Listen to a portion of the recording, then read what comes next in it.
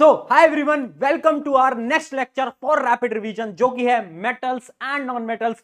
आज 20 से 25 मिनट के अंदर इस पूरे चैप्टर का रिवीजन करेंगे। सारे इंपॉर्टेंट टॉपिक, इंपॉर्टेंट पॉइंट सब कुछ आपको रिवाइज करा दूंगा। तो अगले 20 से 25 मिनट आपको मेरे साथ बने रहना है और एक नोटबुक पेन लेकर आ जाओ, सारी इंपॉर्टेंट चीजों को नोट करते रहना है। चलिए, तो देखो, इस लेक्चर को मैं ऑलरेडी डिटेल में पढ़ा चुका हूं, इस चैप्टर को मैं ऑलरेडी डिटेल में पढ़ा चुका हूं, जो कि हमारे एक वन शॉट वीडियो है जो कि 1.5 घंटे की है। अब जाकर देखना, आपकी मदद होगी, लिंक मैं डिस्क्रिप्शन में दे दूंगा। बट आज हम रिवीजन कर रहे हैं, तो रिवीजन में स्टार्ट करते हैं। सबसे पहले जानते हैं कि भैया मेटल नॉन मेटल होते क्या है। तो देखना, सबसे पहले 4 प्रकार की चीजें होती हैं। एक होता है मेटल। मेटल क्या होता है? जो कि इलेक्ट्रॉन्स को देता है। याद रखना, मेटल्स वो होते हैं जिनकी आउटर मोस्ट शेल के अंदर या तो एक इलेक्ट्रॉन होगा, या तो आपके 2 इलेक्ट्रॉन होंगे, या तो आपके 3 इलेक्ट्रॉन होंगे। जबकि नॉन मेटल वो हैं जिनकी आउटर मोस्ट शेल के अंदर या तो 5 इलेक्ट्रॉन होंगे, या तो आपके 6 होंगे, या तो आपके 7 होंगे। जबकि आपकी नोबल गैसेस वो होती हैं जिनके आउटर मोस्ट शेल पूरी तरीके से भरा होता है ना, ना ही ये इलेक्ट्रॉन लेते हैं, ना ही ये इलेक्ट्रॉन देते हैं।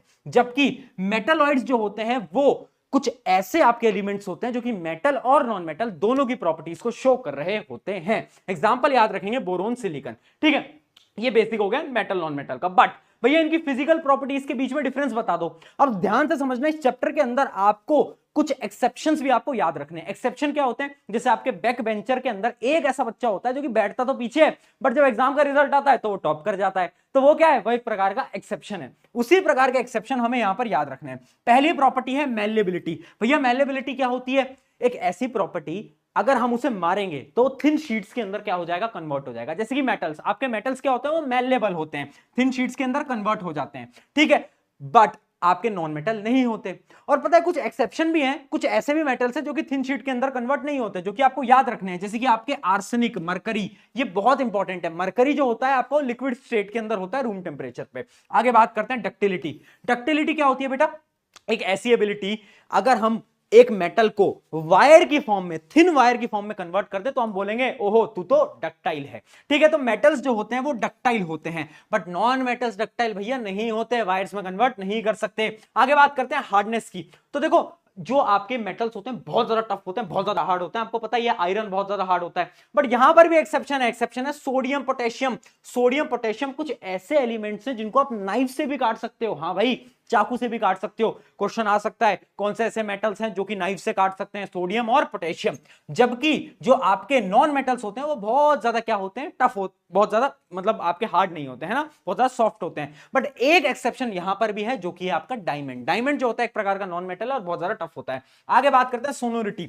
सोनोरिटी एक ऐसी प्रॉपर्टी है, जैसे कि आपने सुना आपकी घंटी लगी होगी स्कूल के अंदर, उसमें टंग टंग टंग टंग आवाज आती है। वो जो बेल साउंड होता है, रिंगिंग साउंड होता है, उसी प्रॉपर्टी को हम बोलते हैं सोनोरिटी। तो जब भी हम एक मेटल को मारेंगे उसमें साउंड आएगा, बट नॉन मेटल में से वो साउंड नहीं आता। याद रखना, मेटल्स में एक एक्सेप्शन है जो कि है मरकरी। आगे बात करते हैं अपनी लस्टर। लस्ट्रस एक ऐसी प्रॉपर्टी है जिसको हम बोलते हैं शाइनी। कुछ मेटल्स बहुत ज्यादा चमकते हैं, आपने देखा होगा, जबकि नॉन मेटल्स उतने ज्यादा नहीं चमकते। ठीक है, तो मेटल्स जो होते हैं वो लस्ट्रस होते हैं, बट आपके नॉन मेटल्स नहीं होते। बट यहां पर भी एक्सेप्शन आपको याद रखना है, कुछ नॉन मेटल्स भी लस्ट्रस होते हैं, जिनका एक एग्जांपल है आपका आयोडीन, और एक और एग्जांपल आपको याद रखना है जो कि है ग्रेफाइट। ठीक है, आगे बात करते हैं हमारी क्या अगली प्रॉपर्टी है हमारी, मेल्टिंग और बॉइलिंग पॉइंट। जो आपके मेटल्स होते हैं उनके हाई मेल्टिंग बॉइलिंग पॉइंट होते हैं, जबकि आपके जो नॉन मेटल्स हैं उनके कम होते हैं। यहां पर भी आपको क्या करना है? एक्सेप्शन याद रखना है, जो कि है आपका गैलियम और आपका सीजियम। गैलियम, सीजियम ऐसे आपके मेटल्स हैं जिनके लो बॉइलिंग मेल्टिंग पॉइंट हो रहे होते हैं। मतलब आप अगर इन्हें रूम टेम्परेचर पर भी रख दोगे ना तो भी ये पिघल जाएंगे, इतने ज्यादा ये लो इनका मेल्टिंग पॉइंट होता है। ठीक है, यहां तक समझ आ गया। अगली प्रॉपर्टी की बात करते हैं, इलेक्ट्रिकल कंडक्टिविटी। अब कुछ मेटल्स, ऑलमोस्ट सारे मेटल्स बहुत ज्यादा इलेक्ट्रिसिटी को कंडक्ट करते हैं, जबकि आपके नॉन मेटल्स बिजली को कंडक्ट नहीं करते। इस बात को आपको याद रखना है। ठीक है, बट एक्सेप्शन याद रखना, जो कि आपका मरकरी लेड, जो कि आपकी इलेक्ट्रिसिटी को कंडक्ट नहीं करते। ठीक है, और यहां पर भी एक्सेप्शन याद रखना, जो कि ग्रेफाइट। ग्रेफाइट एक इस प्रकार का नॉन मेटल है जो कि बिजली को कंडक्ट करता है। उसके अलावा आ जाती है आपकी क्या, heat conductivity. Similarly heat conductivity में भी आपका सेम ही एक्सेप्शन है, जो कि ग्रेफाइट।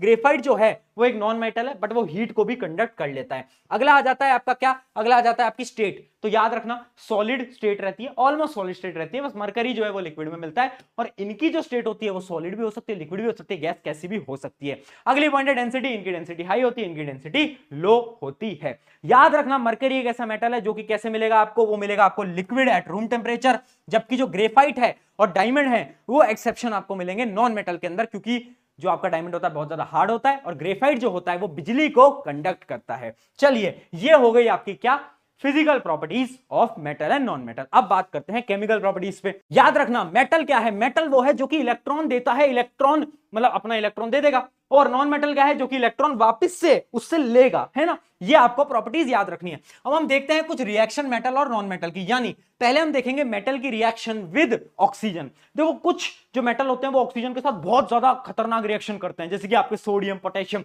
जो हाईली रिएक्टिव एलिमेंट्स हैं वो बहुत ज्यादा खतरनाक तरीके से रिएक्शन करते हैं, जबकि जो लो रिएक्टिव एलिमेंट होते हैं वो बहुत धीरे से रिएक्शन कर रहे होते हैं।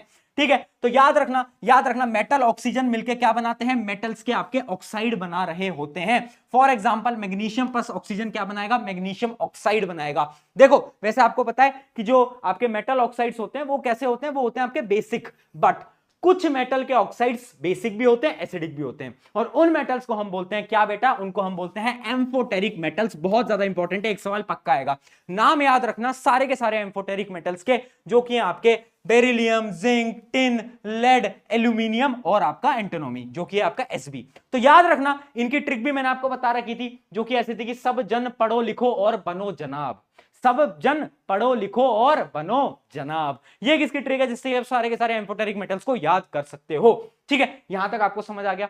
अब इनकी रिएक्शंस क्या हैं, बहुत ज्यादा हाईली रिएक्टिव होते हैं कुछ कुछ आपके मेटल्स की। अब बात करते हैं हमारे नॉन मेटल्स की। तो जो नॉन मेटल्स होता है वो भी आपके नॉन मेटल ऑक्साइड बनाते हैं, और जो नॉन मेटल ऑक्साइड होते हैं वो मेनली एसिडिक होते हैं या तो न्यूट्रल होते हैं। एग्जांपल याद रखना, एग्जांपल है जैसे आपका कार्बन है, तो कार्बन जब कार्बन डाइऑक्साइड बनाता है तो वो अलग टाइप का बन जाता है, और कभी कभार कार्बन क्या बनाता है, कार्बन मोनोऑक्साइड बनाता है, वो अलग बन जाता है।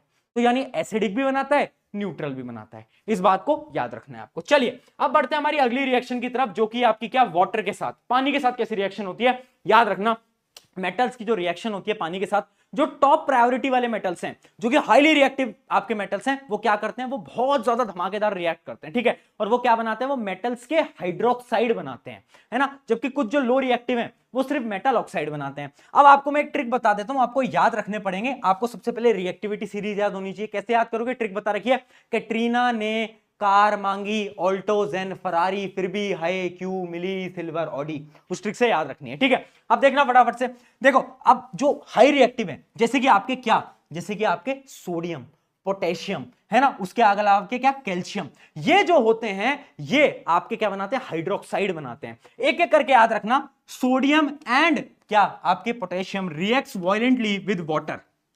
अगर हम कोल्ड वाटर को भी देंगे ना तो भी ये बड़े खतरनाक तरीके से रिएक्ट करेंगे, और क्या बनाएंगे, ये बनाएंगे आपके हाइड्रोक्साइड, जैसे कि NaOH। जबकि नीचे चलते हैं तो कैल्शियम आ जाता है, कैल्शियम जो है वो उतने खतरनाक तरीके से रिएक्ट नहीं करता, रिएक्ट तो करता है, ये भी बनाता है आपका कैल्शियम हाइड्रोक्साइड, बट आराम से बनाता है। अगला करते हैं मैग्नीशियम। अब जो मैग्नीशियम है ना वो बोलता है मुझे ठंडा पानी नहीं पसंद, मुझे तुम गर्म पानी दो, तो मैग्नीशियम रिएक्ट करता है गर्म पानी के साथ, हॉट वाटर के साथ, ठंडे पानी के साथ रिएक्ट नहीं करता। ठीक है, हॉट वाटर के साथ रिएक्ट करता है, और वो क्या बनाता है, वो भी आपका मैग्नीशियम हाइड्रोक्साइड बना देता है। अब आ जाते हैं हमारे और नीचे के एलिमेंट्स, जैसे कि आपके क्या, एल्यूमिनियम, आयरन, जिंक। अब ये जो एलिमेंट्स हैं ये बोलते हैं कि भैया हम तो ना स्टीम के साथ रिएक्ट करेंगे, यानी हम गर्म पानी के साथ भी रिएक्ट नहीं करेंगे, हमें जब तुम स्टीम दोगे तब ही हम रिएक्ट कर रहे होंगे। तो ये क्या करते हैं, ये आपके स्टीम के साथ रिएक्ट कर रहे होते हैं, है ना। तो याद रखना ये क्या करते हैं, ये आपके स्टीम के साथ रिएक्ट करते हैं, और आप देख सकते हो क्या बना रहे हैं, ये आपके बना रहे हैं मेटल ऑक्साइड, मेटल हाइड्रोक्साइड नहीं बना रहे, मेटल ऑक्साइड आपके बना रहे हैं। अब जितने भी और नीचे वाले एलिमेंट्स है ना, जैसे आपके गोल्ड वगैरह, वो रिएक्ट ही नहीं करते पानी के साथ, वो बोलते हैं भैया हम नहीं करेंगे रिएक्ट। तो आपके जो गोल्ड वगैरह होते हैं वो रिएक्ट नहीं करते पानी के साथ।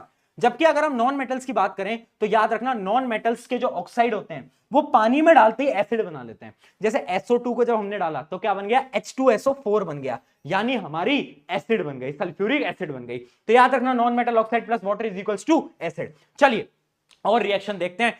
अगली जो हमारी रिएक्शन है वो है मेटल्स विद एसिड। याद रखना जब भी हमारा मेटल एक डाइल्यूट एसिड के साथ रिएक्ट करेगा तो क्या बनाएगा, एक वो सॉल्ट बनाएगा और हाइड्रोजन गैस को डिस्प्लेस कर देगा, है ना। हमेशा आपकी हाइड्रोजन गैस डिस्प्लेस हो रही होती है, ये पहले चैप्टर के अंदर भी बताया था। बट इंपॉर्टेंट चीज क्या है, एक ऐसा एसिड है जो कि गुंडा है, वो है, उस एसिड का नाम है HNO3। ये बोलता है कि भैया मैं तो हाइड्रोजन गैस को रिलीज नहीं करने दूंगा। तो जो नाइट्रिक एसिड होता है, याद रखना नाइट्रिक एसिड जो होता है वो H2 को रिलीज नहीं करता। बट एक गुंडे के दो गुंडे और हैं, है ना, एक गुंडा होता है उसके ऊपर दो लोग और होते हैं ना, तो उसके ऊपर वाले जो दो गुंडे हैं उनका नाम क्या है, उनका नाम है मैग्नीशियम और मैंगनीज, Mg और Mn। जब भी HNO3 मैग्नीज या फिर मैग्नीशियम के साथ रिएक्शन करता है ना, तब तो ये हाइड्रोजन इसे देना पड़ता है ना, तब इसे हाइड्रोजन देना पड़ता है। और उनकी रिएक्शन भी मैंने आपको यहां पर लिख दिया, Mg और Mn की HNO3 के साथ जब भी रिएक्शन होती है तो क्या होता है, H2 गैस रिलीज होती है। बट तुम्हारे मन में सवाल हो रहा होगा कि बाकी मेटल्स के साथ क्यों नहीं हाइड्रोजन गैस रिलीज होती, क्योंकि याद रखना HNO3 is high oxidising agent, तो वो ऑक्सीडाइज कर देता है और वो हाइड्रोजन गैस की जगह ऑक्सीजन जोड़ देता है और पानी को रिलीज कर देता है। तो याद रखना HNO3 क्या होता है, HNO3 आपका ऑक्सीडाइजिंग एजेंट होता है, बहुत हाई ऑक्सीडाइजिंग एजेंट होता है। ठीक है, अब हम बात करते हैं एक्वा रीजिया की, बहुत इंपॉर्टेंट है, स्टार मार्क कर लेना। एक्वा रीजिया क्या होता है, एक ऐसा सोल्यूशन जो कि बहुत ज्यादा कोरोसिव है। उस सोल्यूशन में क्या होता है, HNO3 होता है और HCl होता है, और एक कंसंट्रेशन में होता है, यानी 1:3 है ना। हम मान लो एक बूंद हम HNO3 की ले रहे हैं और 3 बूंद हम HCl की ले रहे हैं। इस रेशियो के अंदर हम एक बनाते हैं एक एसिड को और उसको हमने नाम दिया एक्वा रीजिया। एक्वा रीजिया क्यों बोलते हैं हम इसे, क्योंकि ये बहुत सारे ऐसे मेटल्स को कोरोड कर देती है जो कि रिएक्ट ही नहीं करते, जैसे कि गोल्ड जो है वो रिएक्ट नहीं करता। बट अगर गोल्ड के ऊपर आपने ये डाल दी ना, इस एसिड को डाल दिया ना, तो क्या होगा, इस एक्वा रीजिया को डाला तो गोल्ड भी पिघल जाएगा, गोल्ड भी कोरोड कर जाएगा, मतलब पूरा का पूरा डिसॉल्व हो जाएगा। एक तरीके से डिसॉल्विंग कैपेसिटी इसकी बहुत ज्यादा होती है। ठीक है, तो ये बहुत ज्यादा हाईली रिएक्टिव होती है एक्वा रीजिया। ये रेशियो याद रखना बेटा, बहुत इंपॉर्टेंट है। ठीक है, जबकि जो आपकी नॉन मेटल्स होते हैं वो एसिड्स के साथ रिएक्शन ही नहीं करते। अब बात करते हैं मेटल सॉल्ट की, यानी देखो जो ज्यादा हाई रिएक्टिव होगा वो डिस्प्लेस कर देगा, पहले चैप्टर से पढ़ते आ रहे हैं। तो देखना, याद रखना, जैसे मान लो आपका लेड है और CuCl2 है, तो कौन ज्यादा रिएक्टिव है, आपको रिएक्टिविटी सीरीज याद होनी चाहिए, कैटरीना ने कार मांगी, ऑल्टोज एंड फरारी। हाँ, तो आप देखोगे जो लेड जो है वो ऊपर आता है कॉपर से, तो कॉपर को लात मार के बाहर भगा देगा, है ना, और क्या करेगा, वो इसके साथ जुड़ जाएगा और क्या बना लेगा, कॉपर अकेला रह जाएगा। जैसे कि बेटा तुम भी अपनी जिंदगी में अकेले हो, कॉपर भी अकेला है। चलिए, तो इस प्रकार से लात मार के बाहर करा और क्या बन गया, PbCl2 बन गया। तो जो ज्यादा रिएक्टिव होगा हमेशा रिएक्शन में वही पहले आएगा। चलिए अब आगे बढ़ जाते हैं। ये पूरी की पूरी रिएक्टिविटी सीरीज है, याद करने की ट्रिक 100 बार बता रखी है, याद रखना, है ना। कैटरीना ने कार मांगी, ऑल्टोज एंड फरारी, फिर भी हाई क्यों मिली उसे, सिल्वर ऑडी। चलिए अब बात करते हैं रिएक्शन मेटल और नॉन मेटल की। अगर एक मेटल है, अगर एक नॉन मेटल है, दोनों के रिएक्शन हुआ तो क्या बनेगा। तो भैया ध्यान से सुनना, देखो मेटल जो है वो क्या करता है, वो अपने इलेक्ट्रॉन को देता है, और जब भी कोई इलेक्ट्रॉन को देता है तो उस पर पॉजिटिव चार्ज आता है और उसे हम बोलते हैं क्या, उसे हम बोलते हैं बेटा कैटायन। तो याद रखना, मेटल पे पॉजिटिव चार्ज आता है वो कैटायन बन जाता है, जबकि आपका जो नॉन मेटल है वो इलेक्ट्रॉन लेता है तो उसमें नेगेटिव चार्ज आता है और वो बन जाता है आपका एनायन। तो एनायन होता है नेगेटिव चार्ज, कैटायन होता है आपका पॉजिटिव चार्ज। इतना क्लियर है। चलिए अब देखो होता क्या है, सोडियम मान लो एक सोडियम है और आपका क्लोरीन है। सोडियम ने एक इलेक्ट्रॉन दिया क्लोरीन को, क्लोरीन के पास एक इलेक्ट्रॉन आया, दोनों ने एक बॉन्ड बना लिया, एक रिश्ता बना लिया, है ना। तो ये रिश्ता क्या कहलाता है, ये रिश्ता कहलाता है आयोनिक कंपाउंड का रिश्ता या फिर आयोनिक बॉन्ड का रिश्ता। तो याद रखना, वो रिश्ते जो कि आयंस की वजह से बनते हैं, यानी कैटायन और एनायन के फॉर्मेशन की वजह से बनते हैं, उन रिश्तों को हम बोलते हैं आयोनिक बॉन्ड्स या फिर आयोनिक कंपाउंड्स। इस बात को आप याद रखेंगे। इसी प्रकार से आपका NaCl जो होता है वो बन रहा होता है। NaCl क्या होता है, जो आपके घर का नमक आता है टेबल सॉल्ट, वही होता है आपका NaCl। चलिए यहां तक एकदम क्लियर हो गया होगा। अब बहुत important topic, properties of ionic compound. अब एक ट्रिक बता रहा हूं, याद करने की, ध्यान से समझ लेना। आयोनिक कंपाउंड की प्रॉपर्टी याद करने की जरूरत नहीं है, नमक की जो प्रॉपर्टीज होती है ना वही आपके आयोनिक कंपाउंड की प्रॉपर्टीज होती है। नमक कैसा होता है, हार्ड होता है। तो क्या हम बोल सकते हैं आयोनिक कंपाउंड्स जो होते हैं वो कैसे होते हैं, वो हार्ड होते हैं, सॉलिड होते हैं, हार्ड होते हैं, है ना। क्यों होते हैं, क्योंकि उनका आयोनिक बॉन्ड बहुत ज्यादा स्ट्रॉन्ग होता है। नमक, है ना, नमक से याद कर लेंगे। अब क्या मेरा नमक जो है, क्या वो बिजली को कंडक्ट कर लेगा, नहीं कर पाएगा। बट अगर मैं नमक को पिघला दूं या फिर पानी में मिला दूं, मोल्टन स्टेट के अंदर कन्वर्ट करूं, तो क्या मेरे नमक अब बिजली को कंडक्ट करेगा, बिल्कुल करेगा। तो वही सेम चीज है, याद रखना कि क्या कंडक्ट्स इन मोल्टन और एक्वस स्टेट, यानी आपके जितने भी आयोनिक कंपाउंड होते हैं सॉलिड स्टेट में बिजली को कंडक्ट नहीं करते, इलेक्ट्रिसिटी कंडक्ट नहीं करते, बट जैसे ही वो मोल्टन स्टेट में आ जाते हैं, जैसे ही वो कैसी आ जाते हैं, एक्वस स्टेट में आ जाते हैं, बिजली कंडक्ट कर लेते हैं। अगली प्रॉपर्टी भी याद रखना, देखो आपका जो मेटल, आपका जो नमक होता है उसको मेल्ट करो, बॉईल करो, क्या वो जल्दी से बॉईल हो जाएगा? नहीं हो पाएगा ना। अरे नमक को बॉईल करके देखना कैसे जल्दी बॉईल हो जाएगा। तो यानी इनका जो मेल्टिंग और बॉइलिंग पॉइंट होता है वो भी ज्यादा होता है। क्यों? Due to strong inter ionic attraction. याद रखना जो इनके अंदर फोर्सेज ऑफ अट्रैक्शन है वो बहुत ज्यादा स्ट्रॉन्ग होती है। अगली बात करते हैं सॉल्युबिलिटी की। नमक पानी के अंदर तो घुल जाता है, बट अगर नमक को तुम पेट्रोल के अंदर घुलाओगे, ऑर्गेनिक सॉल्वेंट्स के अंदर घुलाओगे, क्या घुलेगा? नहीं घुलेगा। तो ऐसे ही याद रखेंगे कि जितने भी आयनिक कंपाउंड होते हैं वो पानी में तो मिल जाते हैं, बट इनसॉल्युबल इन आपके जितने भी ऑर्गेनिक सब्सटेंसेस हैं, लाइक क्या, केरोसिन, पेट्रोल, इन सब के अंदर इनसॉल्युबल होता है। तो नमक की प्रॉपर्टीज से चारों प्रॉपर्टीज को हमने याद कर लिया। चलिए अब आ जाता है हमारा सबसे इंपॉर्टेंट टॉपिक इस चैप्टर का, जो कि है बेटा मेटलर्जी। मेटलर्जी क्या होता है? ध्यान से सुनना, बड़ा इंपॉर्टेंट है। देखो मेटलर्जी एक तरीके की ब्रांच है जो कि पढ़ती है किसके बारे में? मेटल्स के एक्सट्रैक्शन के बारे में, है ना। हमारे मेटल का है अर्थ क्रस्ट के अंदर, हमें अब मेटल को बाहर निकालना है। कैसे निकालेंगे? कुछ कुछ पॉइंट्स आपको याद रखने हैं। पहली चीज मिनरल। मिनरल क्या होती है? मिनरल, मान लो हमने जमीन में गड्ढा करा, हमें कुछ चीज मिली, वो क्या कहलाएगा? वो हमारे लिए कहलाएगा मिनरल, यानी naturally occurring element compound in earth crust is called mineral. अब एक बहुत बड़ा मिनरल था, उसके अंदर एक छोटा सा पार्ट था जिसके अंदर बहुत सारा मेटल था, तो उस छोटे से पार्ट को हम क्या बोलेंगे? उस छोटे से पार्ट को हम बोलेंगे ओर। यानी ओर क्या है? Ore is a mineral from which metal can be extracted economically and conventionally. मतलब बहुत आराम से और हम बहुत अच्छे पैसे भी कमा सकते हैं ना, क्योंकि ओर हमने बनाया और छोटा सा है और उसके अंदर मेटल बहुत ज्यादा है, तो उसमें हम मेटल को बाहर निकालेंगे तो उस मेटल को बेचेंगे तो पैसे भी कमा पाएंगे, तो इकोनॉमिकली ये बहुत ज्यादा सही रहता है। अगली बात करते हैं क्या? गैंग पार्टिकल्स, यानी ये होती हैं इंप्योरिटीज। अब और है, उसके अंदर मेटल है, साथ साथ में इंप्योरिटीज भी हैं, तो उनको हम क्या बोलते हैं? Gang particles. अगली बात करते हैं इनरिचमेंट ऑफ ओर या फिर कंसंट्रेशन ऑफ ओर। ये क्या होता है? Process of removing gang particles, यानी और है उसमें से कुछ कुछ प्रोसेसेस की मदद से हम इंप्योरिटीज को निकालते हैं और उन प्रोसेसेस को हम बोलते हैं क्या? इनरिचमेंट ऑफ ओर या फिर कंसंट्रेशन ऑफ ओर। चलिए अब मैं आपको दिखाने जा रहा हूं एक बड़ी ही इंपॉर्टेंट यहां पर टेबल, बट उससे पहले मिनरल और ओर का डिफरेंस बेटा याद रखना। देखो मिनरल क्या होता है? मिनरल नेचुरली जो आपके अर्थ में मिलता है, और ओर क्या होता है? Ore is a type of mineral जिसके अंदर बहुत सारा क्या है? एलिमेंट आपके प्रेजेंट है। इस बात को याद रखना, ठीक है। ये क्या है? All minerals are not ores but all ores are mineral. Example याद रखना, बहुत सारे एग्जांपल है मिनरल के, क्ले, मार्बल वगैरह वगैरह, बट आपके और क्या होते हैं? बॉक्साइड का और, हेमेटाइट का और अलग चीज है बेटा, याद रखेंगे। अब बात करते हैं हमारी इस टेबल के बारे में, बड़ी इंपॉर्टेंट टेबल है, फटाफट से देखो। ये जो टेबल है ये आपके बड़ा काम आने वाली है बेटा, ध्यान से देखते चलना। देखो अब हम बात करते हैं, हमें मेटल को एक्सट्रैक्ट करना है। तीन टाइप के मेटल होते हैं। पहला आपका मेटल होता है कौन सा? जो कि हाई रिएक्टिव होता है। एक होता है जो कि मिड रिएक्टिव होता है, एक होता है आपका लो रिएक्टिव होता है। भैया लो कौन सा, मिड कौन सा, हाई कौन सा, हमें कैसे पता? अरे मूर्ख बालक, दिखा देता हूं, टेंशन क्यों लेता है। हाई रिएक्टिव कौन सा है? जैसे आपके सोडियम, पोटेशियम, कैल्शियम, मैग्नीशियम वगैरह वगैरह। जबकि आपके mid reactive zinc, iron, lead, ये सब। Low reactive copper, silver, gold, ये सब, ठीक है। इन तीनों की जो तरीके हैं वो अलग हैं। पहले हम स्टार्ट करते हैं लो रिएक्टिव के साथ, ठीक है। लो रिएक्टिव के साथ हमें क्या करना होता है? जितने भी आपके जो लो रिएक्टिव एलिमेंट होते हैं ना, वो नेचर के अंदर सल्फर के साथ जुड़े होते हैं, यानी इनका जो ओर होता है वो सल्फाइड ओर होता है। और अगर मुझे सल्फर को लात मार के बाहर निकालना है तो मेरे पास एक प्रोसेस होता है, उस प्रोसेस का नाम याद रखना, जो कि होता है रोस्टिंग। बेटा ये वो रोस्टिंग नहीं है जो कि मैं तुम्हारी क्लास में करता रहता हूं। ये कौन सी रोस्टिंग है?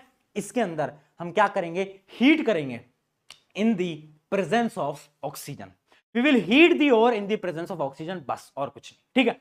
तो हम क्या करते हैं? इसके अंदर हम रोस्टिंग करते हैं, फिर हम क्या करते हैं? एक दो रिएक्शंस के बाद उस मेटल को हम क्या कर लेते हैं? रिफाइन कर लेते हैं। तो ये आपका प्रोसेस होता है लो रिएक्टिव का। इसके एग्जांपल से भी डिस्कस करेंगे। अगला आ जाता है मिड रिएक्टिव। मिड रिएक्टिव दो टाइप के ओर में मिलता है, या तो वो आपका सल्फाइड ओर में ही मिलेगा जैसे ये मिलता था, या तो वो आपका कार्बोनेट ओर में भी मिल सकता है, कार्बोनेट के साथ भी एक बॉन्ड बना सकता है।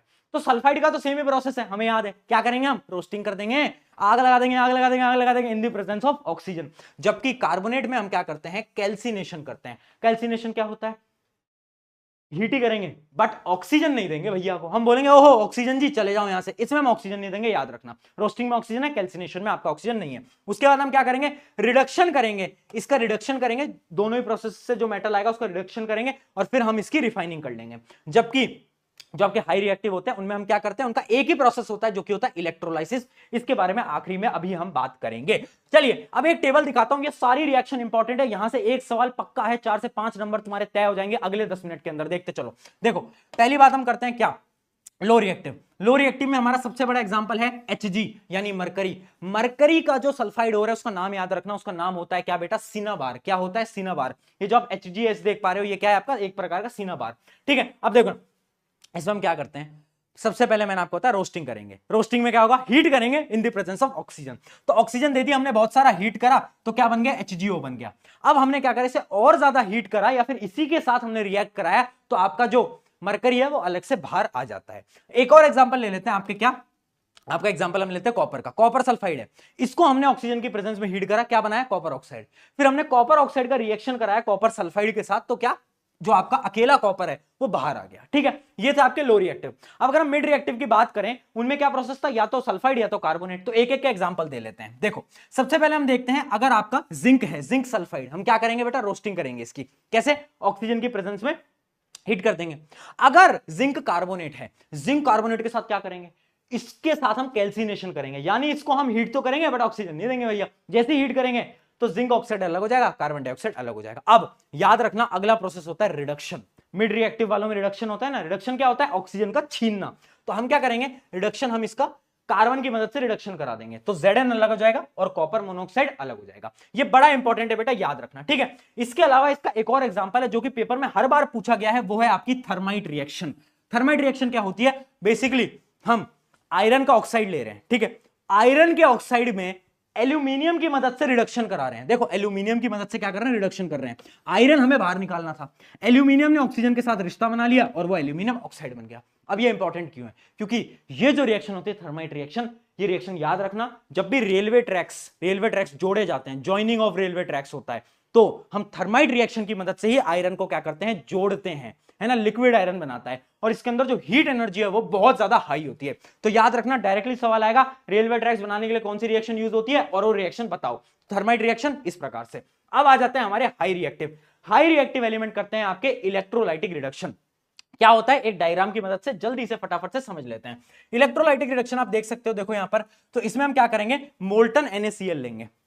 मोल्टन, एक्वस नहीं है बेटा, मोल्टन NaCl लिया, एक एनोड डाली, एक कैथोड डाली, बिजली को पास करा। अब क्या होगा, जो आपकी Cl है, Cl गैस तो आपके एनोड पे आ जाएगी, और जो आपका Na है, जो मेटल है, वो मेटल कहां जाएगा, कैथोड पे आ जाएगा। और इसकी मदद से हमें प्योर सोडियम मिल जाएगा, प्योर Na मिल जाएगा। तो डायग्राम याद रखना, इसको हम बोलते हैं इलेक्ट्रोलाइटिक रिडक्शन। अब बात करते हैं रिफाइनिंग। भैया हम पढ़ रहे हैं लो रिएक्टिव, मिड रिएक्टिव, सबकी रिफाइनिंग करनी है, बट रिफाइनिंग करनी कैसे है, एक एग्जांपल देख लेते हैं। एग्जांपल देखते हैं कॉपर की रिफाइनिंग का। ये डायग्राम भी बेटा इंपॉर्टेंट है। हमें क्या करना है, एक एनोड लेना है, एक कैथोड लेना है, एक सोल्यूशन लेना है। सोल्यूशन किसका होगा, कॉपर सल्फेट, CuSO4 का सोल्यूशन लेंगे। अब हम क्या करेंगे, यहां पर हम क्या करते हैं, देखना बेटा, ये जो आप देख पा रहे हो ये है आपकी क्या, ये है आपकी एनोड। ठीक है, इसके ऊपर हम क्या डालेंगे, इसके ऊपर हम इम्प्योर कॉपर डालेंगे। एनोड पे याद रखना बेटा क्या डालते हैं हम, इस जगह पर हम डालेंगे इम्प्योर कॉपर। ठीक है, यहां पर हमारी इम्प्योर कॉपर है और यहां पर हमने एक प्योर कॉपर की रॉड ले ली। ठीक है, यहां पर प्योर कॉपर, यहां पर इम्प्योर कॉपर। अब क्या होगा, जैसे आप बिजली को पास करोगे तो जितना भी प्योर कॉपर है वो यहां से निकल के यहां पर जुड़ता जाएगा, और ये जो है आपका कैथोड, ये मोटा होता जाएगा, और ये जो है ये पतला होता जाएगा। तो जितना भी आपका प्योर कॉपर है वो जुड़ता जाएगा।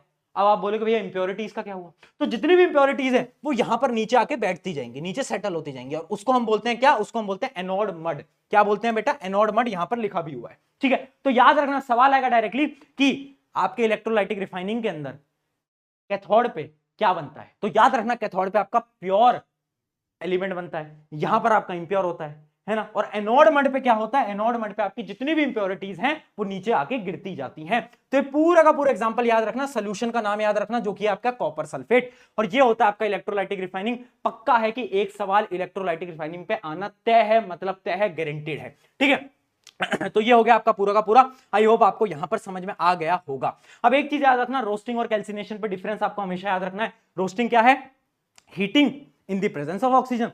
कैल्सिनेशन क्या है, heating in not presence of oxygen, जहां पर ऑक्सीजन नहीं देंगे हम। उसके बाद याद रखना, रोस्टिंग किसके लिए करते हैं, सल्फाइड ओर के लिए। ये किसके लिए करते हैं, ये हम कार्बोनेट ओर्स के लिए कर रहे होते हैं। एक एक एग्जांपल लिख सकते हो। उसके अलावा इसके अंदर कौन सी गैस रिलीज होती है, SO2, जो कि एक टॉक्सिक गैस है, और यहां पर कौन सी होती है कैल्सिनेशन में, कार्बन डाइऑक्साइड, जो कि एक नॉन टॉक्सिक गैस आपकी है। ठीक है, ये आपका हो गया। अब आखिरी टॉपिक की तरफ बढ़ रहे हैं जो कि है कोरोजन। कोरोजन क्या होता है बेटा, ध्यान से सुन लो। देखो कोरोजन वैसे ही पढ़ा चुका हूं बट फिर भी बता देता हूं। सिल्वर आपने देखा होगा कुछ टाइम बाद ब्लैक लेयर जम जाती है। क्यों जम जाती है? क्योंकि सिल्वर कोरोड हो जाता है। रिएक्शन याद रखना, सिल्वर क्या होता है, सिल्वर अपने अराउंड क्या बना लेता है, सिल्वर सल्फाइड की एक लेयर बना लेता है जिसका जो कलर होता है वो कैसा होता है, ब्लैक होता है। इस वजह से आपका जो चांदी की अंगूठियां होती हैं वो थोड़ी थोड़ी काली पड़ जाती हैं। उसके अलावा कॉपर, अगर बहुत टाइम तक कॉपर को रखोगे तो कॉपर पे ग्रीन लेयर आ जाएगी। क्यों आ जाएगी, यही सवाल आएगा बेटा पेपर के अंदर, क्यों आ जाएगी? तो याद रखना कॉपर क्या करता है, कॉपर कार्बोनेट की एक लेयर बना देता है CuCO3, इसका कलर ग्रीन होता है, जिसकी वजह से क्या हो जाता है, आपको ग्रीन कलर का कॉपर हो जाता है। अगली बात करते हैं हम किसकी, अगली बात करते हैं आयरन की। आयरन का सबको पता है, आयरन क्या करता है, आयरन ऑक्साइड बना लेता है जो कि होता है आपका Fe2O3, है ना। आपकी जो भी सराउंडिंग्स है उसमें जो वाटर मॉलिक्यूल्स है, ऑक्सीजन है, उसमें क्या हो जाता है, वो एक आपका Fe2O3 बना लेता है जिसका कलर क्या होता है, ब्राउन होता है, और इसको हम रस्टिंग बोलते हैं। ये तो सबको पता है ना, ये तो हमने देखा ही है आयरन की कोरोजन। बट याद रखना सिल्वर की ब्लैक होती है, किसकी वजह से, सिल्वर सल्फाइड की वजह से, कॉपर कार्बोनेट ग्रीन, याद रखेंगे कलर। चलिए अब हम बढ़ जाते हैं फाइनल टॉपिक जो कि है अलॉइंग। देखो याद रखना अलॉइंग क्या होता है, एक ऐसी चीज होती है जिसमें हम दो मेटल या फिर नॉन मेटल को मिक्स करते हैं एक फिक्स प्रोपोर्शन के अंदर। क्यों करते हैं हम, ताकि हम एक नया मटेरियल बना पाए जिसकी प्रॉपर्टीज बहुत अलग हो और वो प्रॉपर्टीज हमारे काम आए। जैसे कि हम बनाते हैं स्टील, स्टील किससे बनता है, आयरन है, क्रोमियम है, निकल है। तो याद रखना आपका जो आपने जो स्टील देखा है ना बेटा, वो स्टील ऐसे नहीं बन जाता, उसके अंदर आपका आयरन भी लगता है, क्रोमियम भी लगता है, और उसके अलावा क्या लगता है, निकल भी लगता है। याद रखना है ये, याद रखना है, तब जाकर आपका जो स्टेनलेस स्टील है वो बन पाता है। उसके अलावा आप देख सकते हो ब्रास, ब्रास क्या होता है, कॉपर और जिंक का मिक्सचर होता है, उससे जाकर बनाते हैं। इनसे क्या हो रहा है, प्रॉपर्टीज बदल जा रही हैं। जैसे स्टील बनाया तो स्टील की प्रॉपर्टी क्या है, टफ होता है स्टील, तो कैसे बना पाया, जब हमने तीन मेटल्स को जोड़ा। उसके अलावा आप देख सकते हो सोल्डर, सोल्डर क्या होता है, याद रखना सोल्डर जो होता है वायर के जोड़ने में काम आता है, दो वायर को जोड़ने में काम आता है सोल्डर, और वो कैसे बनता है, आपके लेड और टिन से बन रहा होता है। ठीक है, ये आपके लेड और टिन से बनता है। इसकी प्रॉपर्टी क्या है, इसका मेल्टिंग पॉइंट बहुत कम होता है, जल्दी से पिघल जाता है ना, तो इसलिए हम इसको दो वायर को जोड़ने में काम लेते हैं। ठीक है, ये थे आपके अलॉइंग। अब एक चीज याद रखना जो कि है गैल्वेनाइजेशन। देखो गैल्वेनाइजेशन क्या होता है, बेसिकली हमें अगर किसी भी मेटल को प्रिवेंट करना है तो उसके ऊपर हम जिंक की एक कोटिंग कर देंगे, जिंक की कोटिंग कर देंगे। क्यों, क्योंकि जिंक जो है वो हाई रिएक्टिव है, तो मेटल कोरोड नहीं होगा अंदर वाला, बाहर वाली लेयर है ना। मान लो तुम्हारे घर के बाहर Z+ सिक्योरिटी है, तो पहले Z+ सिक्योरिटी पे गोली बारूद पड़ेंगे, फिर जाके तुम्हारे पास ऊपर आएंगे, है ना। इस वजह से गैल्वेनाइजेशन के ऊपर हम क्या करते हैं, जिंक की एक कोटिंग लगा देते हैं किसी भी मेटल के ऊपर, और उस मेटल को हम प्रोटेक्ट कर लेते हैं, किससे, कोरोजन से। तो ये था आपका पूरा का पूरा चैप्टर। मुझे पता है बहुत बड़ा था, बट 10th को फोड़ेंगे, इतनी मेहनत कर रहा हूं, तुम भी इतनी मेहनत से पढ़ाई करो और फटाफट से इन क्वेश्चंस का आंसर तुम्हें देना है कमेंट के अंदर। अभी पहला क्वेश्चन है, फटाफट से स्क्रीनशॉट ले लो, आंसर दो, और दूसरा क्वेश्चन है आपका ये, जल्दी से देंगे। और शुक्रिया एवरीवन, मेरा नाम है प्रशांत, मिलते हैं नेक्स्ट रैपिड रिवीजन के लेक्चर के अंदर, टेक केयर।